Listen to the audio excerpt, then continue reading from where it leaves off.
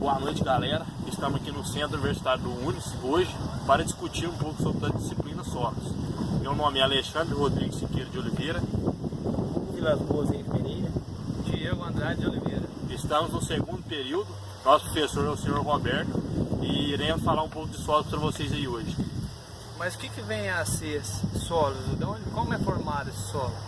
Ô Diego, pelo que eu pude entender superficialmente do assunto aí, o solo, ou chamado de crosta superficial da crosta terrestre, ele foi formado por uma camada rochosa que sofreu um processo de intemperismo ao longo do tempo geológico. Esse processo de intemperismo pode ser dividido em duas fases: o processo físico e o químico. O processo físico tem a função de degradação da rocha e o processo químico tem a função de decomposição da rocha. Com isso, depois do solo formado, ele foi dividido por um sistema trifásico, que ele é composto de ar, água e elementos químicos. Os elementos químicos que surgiram de diferentes tipos de rochas. Então, Alexandre, como você estava falando sobre solos, eu achei muito interessante, comecei a pesquisar sobre os solos e vi que a crosta ela é dividida em duas partes: a crosta terrestre e a crosta oceânica, que é onde a gente vive, a crosta terrestre, certo? Embaixo das crostas tem o manto superior, o manto inferior, o núcleo superior e o núcleo inferior. O manto superior ele é formado como uma camada viscosa, e logo abaixo do manto superior vem o manto inferior.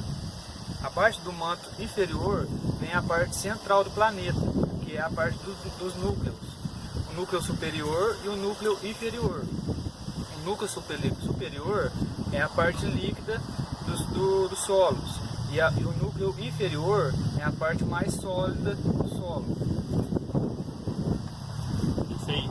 E aí, Diego, beleza, Alexandre? Tava vendo vocês conversando aqui, aí como a gente é bem curioso, né? Cheguei em casa, falei, vou dar uma pesquisada sobre a matéria, ver se os meninos estão falando um pouco de verdade ou tá falando um pouco de historinha, né? Aí eu acabei vendo que era um pouco verdade e interessei bastante ao assunto. Falei, quer saber? Vou dar uma estudada, uma aprofundada aqui.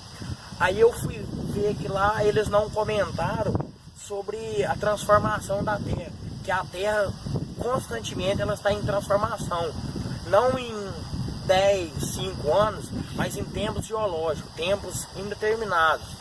Aí eu fui descobrir lá que o resultado dessa interação da força da natureza tem dois meios de acontecimento: é a dinâmica interna e a dinâmica externa.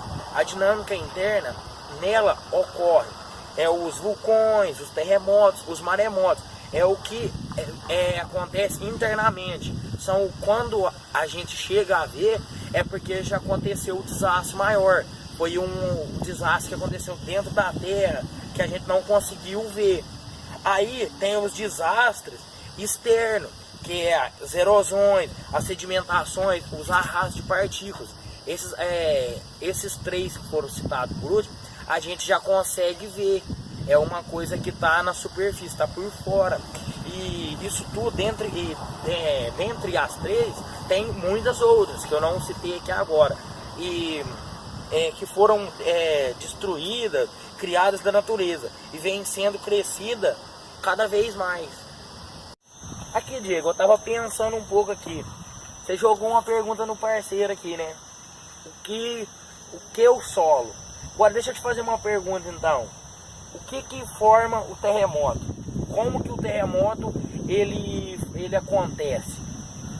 Então, o terremoto ele acontece por causa do movimento das placas tectônicas. E o que é as placas tectônicas? São gigantes blocos sólidos que compõem a parte de cima do solo.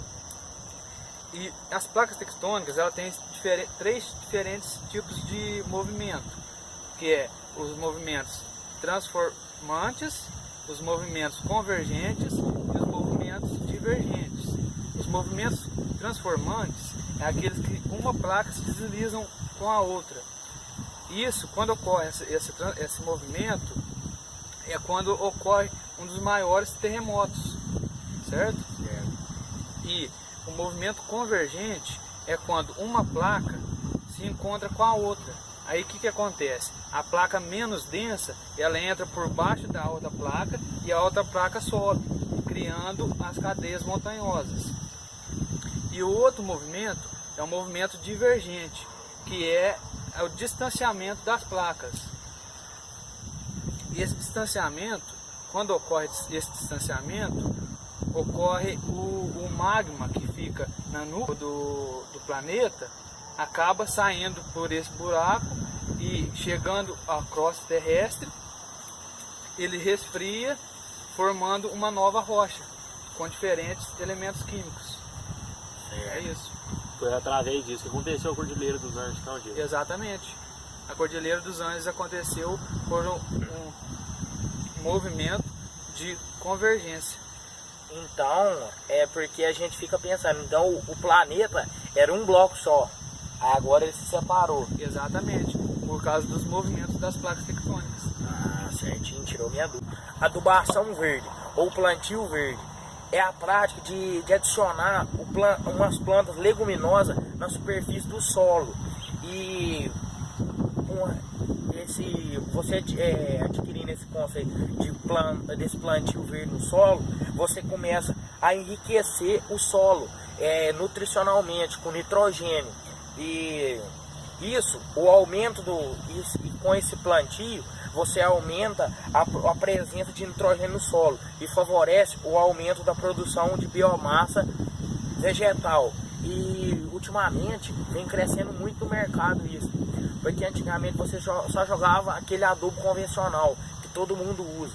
Hoje ele está sendo muito benéfico para o campo, porque antigamente todo mundo adotava em pegar um exemplo, a lavoura de café, e mandar meter o trator lá, largar limpinho.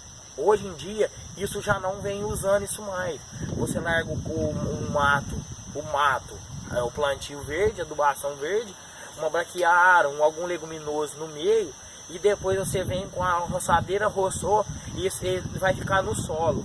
Ele vai servir de nitrogênio e vai servir também tipo como um protetor solar para a terra, porque não vai deixar o sol bater diretamente no solo. Aí com as chuvas, choveu, aquela palhada tá ali, vai manter úmido o chão, e isso é bom para o plantio. Eu ouvi falar também dessa palhada aí, desse plantio direto, que ela é muito importante também pelo caso de erosão e a quebra dos micronutrientes. Isso também. Que é muito interessante essa parte. Muito interessante essa parte. Bacana. Então a gente queria agradecer aí ao professor Roberto por esse estímulo a fazer um vídeo, porque a gente saiu um pouco do cotidiano. A gente sempre fazia uma prova no papel ali, centrado, quieto. Agora uma prova de 3 pessoas ao ar livre. A gente já trabalhando um pouco como falar, porque a nossa profissão vai trabalhar com o povo, né? Então a gente já está perdendo um pouco da nossa vergonha. É isso aí. Eu também gostei bastante disso, porque eu tinha uma dificuldade de falar em público. Isso forçou a gente a melhorar nisso. Foi uma boa ação do nosso professor Roberto aí. Queria agradecer ao Roberto por esse novo método de ensino que motivou a gente a procurar saber mais sobre o solo, sobre tudo aquilo que acontece no planeta. Valeu, Roberto. É isso aí, valeu, galera. Um abração aí.